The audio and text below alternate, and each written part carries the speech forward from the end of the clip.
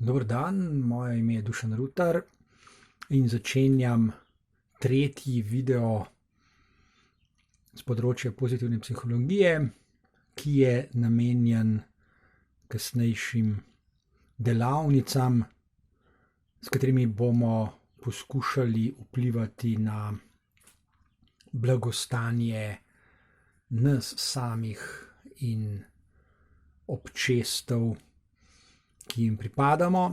Ta tretji video je v celoti namenjen raziskavam, ki so bile v zadnjem času narejene na tem področju. Namenjen je zagovoru ne samo pozitivne psihologije, ampak tudi pripovedovanja zgodb, pogovarjanja in razvijanja dobrih medsebojnih odnosov. Predstavil bom 3 publikacije, 3 knjige, v katerih so predstavljene številne študije z teh področji, in zadržal se bom pri nekaterih dejavnikih, s katerimi bom celotno zgodbo pripeljal na začetek k zagovoru dobrega medsebojnega pogovarjanja, k zagovoru blagostanja. Prva knjiga je obsežna študija, je zbornik, v katerem je predstavljeno zelo veliko dejavnikov, ki vplivajo na zdravje posameznikov, na njihov razvoj, na medsebojne odnose in tako naprej. Mene v tem trenutku zanima samo nekaj začetnih poudarkov, s katerimi se bomo srečevali še kasneje.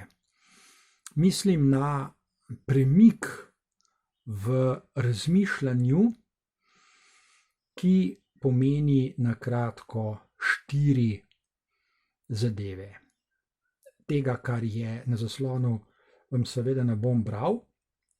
Na kratko torej predstavim 4 ključne sklope dejavnikov, ki pomembno prispevajo k premiku v načinih razmišljanja o zdravju posameznikov in sami naravi blagostanja. Prvič.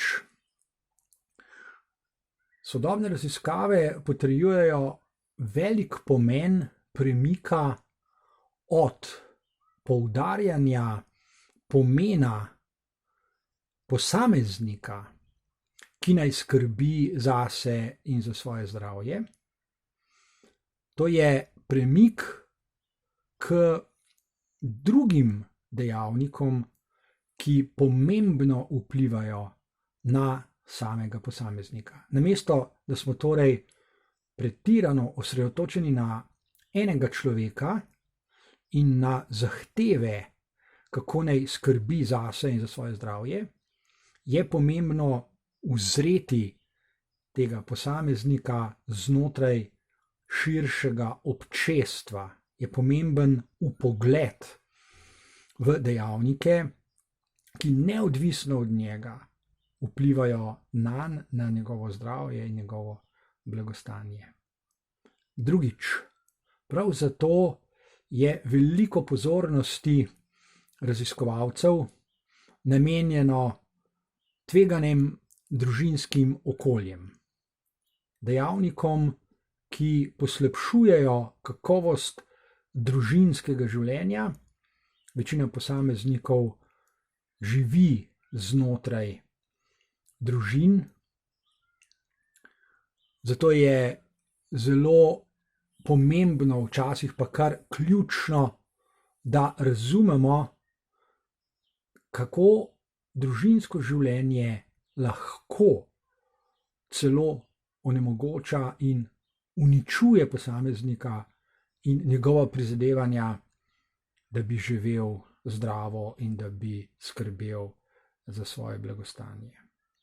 Tretjič, raziskave so podobno usmerjene k preučevanju tako imenovanih toksičnih socialnih okolij. To so okolja, ki so širša od družinskega okolja.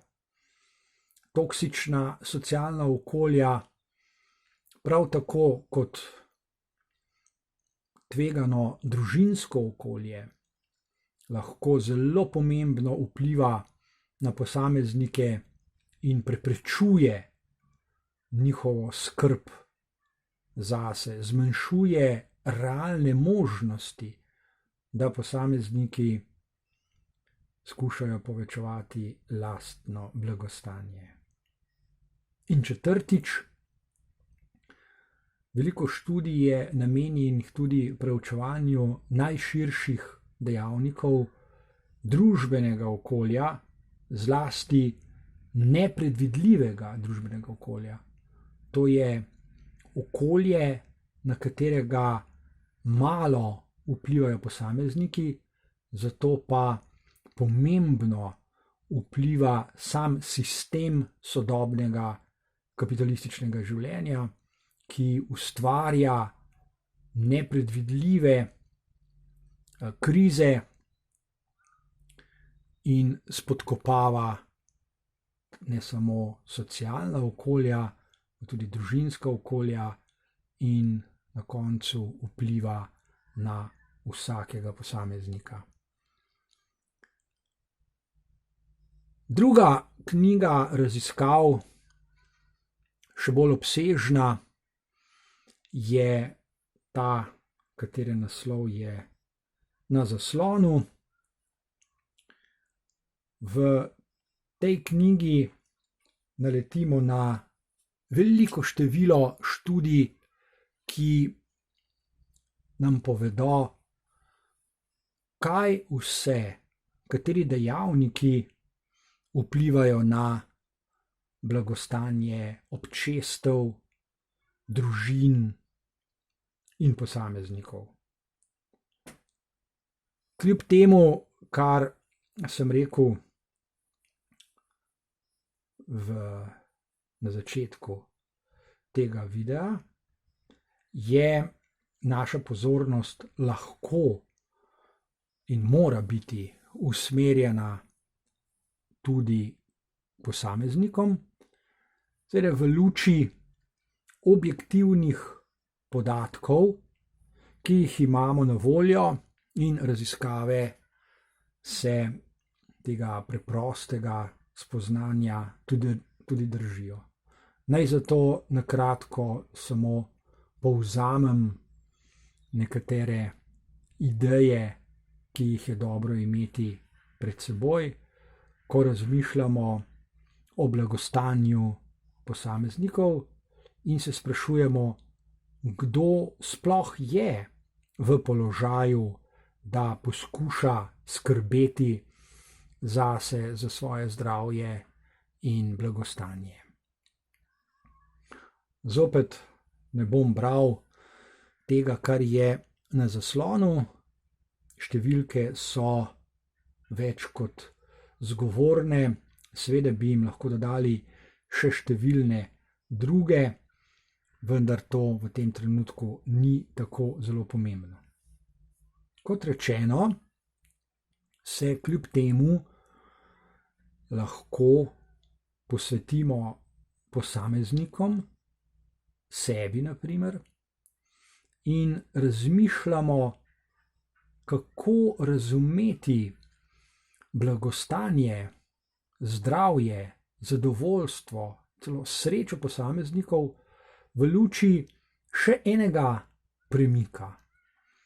To je premik, ki ga je bogato ilustrirala sodobna znanost v zadnjih desetletjih, premik k razumevanju človeškega telesa v razumevanju organizma in tega, česa se lahko naučimo, ko poskušamo misliti tak premik.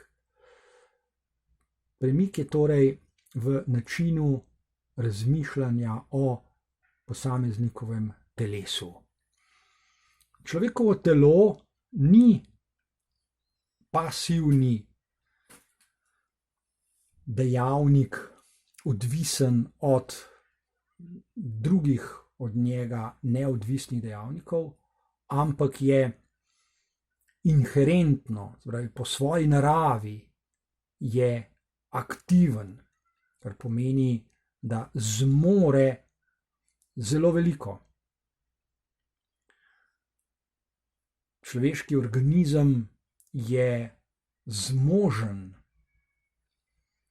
organizirati sebe in to na izjemno zanimive, kompleksne načine, dinamične načine, na načine, ki jih lahko razumemo samo z sodobno znanostjo, s pomočjo matematičnih algoritmov. Vsekakor pa velja, da je ta organizem izjemno prilagodljiv, da ga je evolucija skozi 100 tisočletja testirala, izzivala in sočasno razvijala, da je elastičen, da je odprt, da je zmožen prilagajati se najrazličnejšim razmeram. V luči tega, kar sem že povedal, je seveda res tudi to, da lahko sorazmerno dolgo časa prenaša toksična okolja, da lahko sorazmerno dolgo živi v disfunkcionalnih družinah, v tveganih družinskih okoljih, prenaša nepredvidljive dejavnike, ki delujejo znotraj družbenega okolja. Toda nas mnogo bolj zanima, kako se lahko prilagaja, kaj lahko naredi, kako se regulira, kako se razvija na načine, ki so značilni za povečevanje zdravja in blagostanja. Od tega začetnega razmišljanja eno je bolj posvečeno, bolj namenjeno razumevanju družbenih in ekonomskih, političnih in kulturnih dejavnikih okolja, v katerem živi posameznik. Drugi je posvečen bolj razmišljanju o organizmu, o telesu, o posamezniku in značilnostih tega, kar bi lahko imenovali narava človeškega bitja. Lahko torej preidemo k tretjemu načinu razmišljanja. Lahko se sprašujemo, kako vplivati bodisi na posameznike, bodisi na okolja, v katerih živijo, da se bo zgodil še tretji premik, o katerem razmišljam v današnjem videu, in to je premik v načinih delovanja in razmišljanja, ki povzemajo, ki naredijo sintezo vseh dejavnikov, ki vplivajo na to, kar imenujemo blagostanje posameznika. In lahko na podlagi znanstvenih raziskav pridemo do sorazmerno preprostega in izjemno pomembnega spoznanja, ki je tole. Raziskave nesporno dokazujejo, da je za ljudi, zelo pomembno spoštovanje, upoštevanje, visoko vrednotenje njihove različnosti.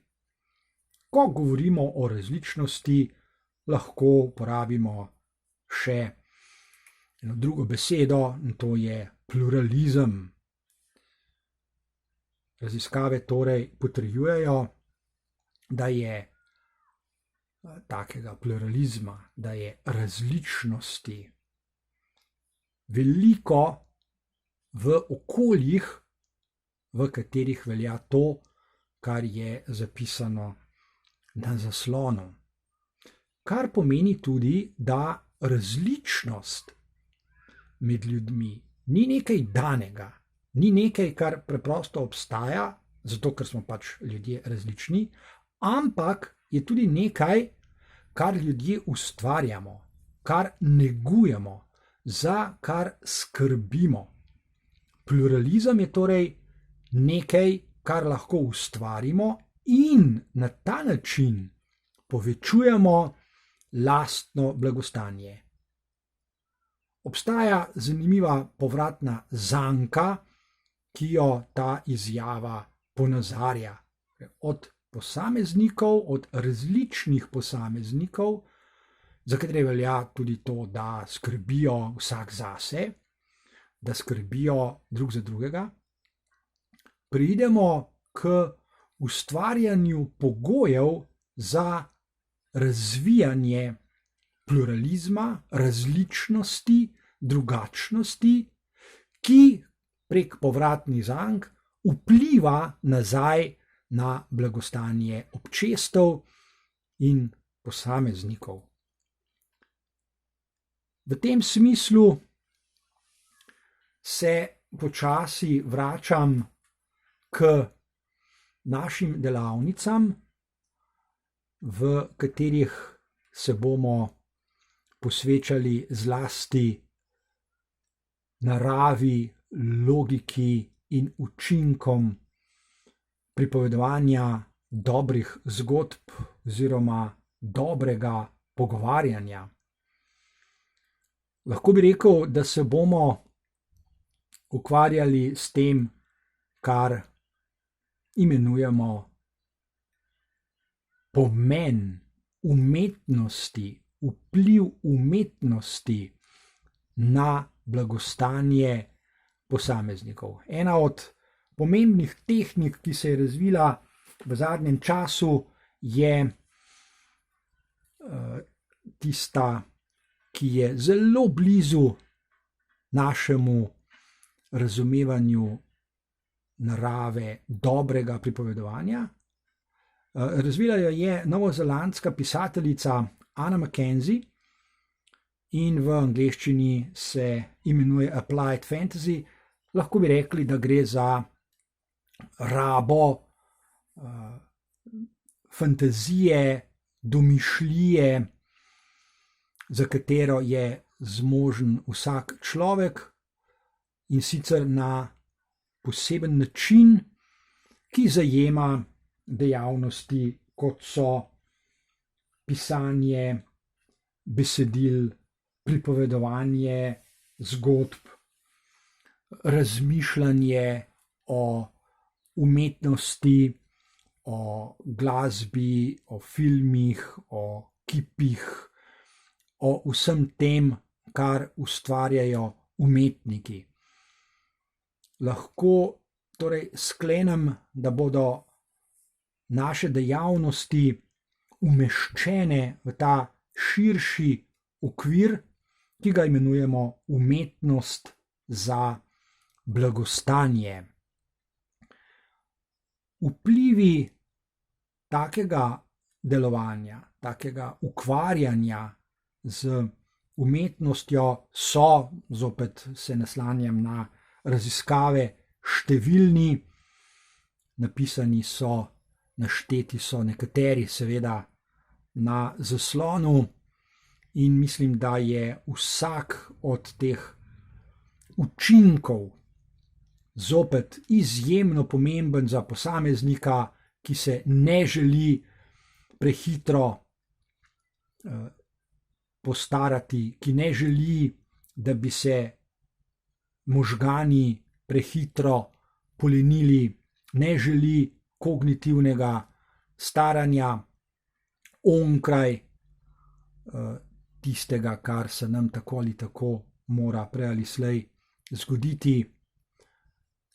Umetnost za blagostanje zagotovo pomeni tudi spodbujanje človekove kreativnosti in vsak človek je zmožen za kreativnost in zagotovo pomeni tudi razvijanje tega, kar imenujemo open mind oziroma odprti duh.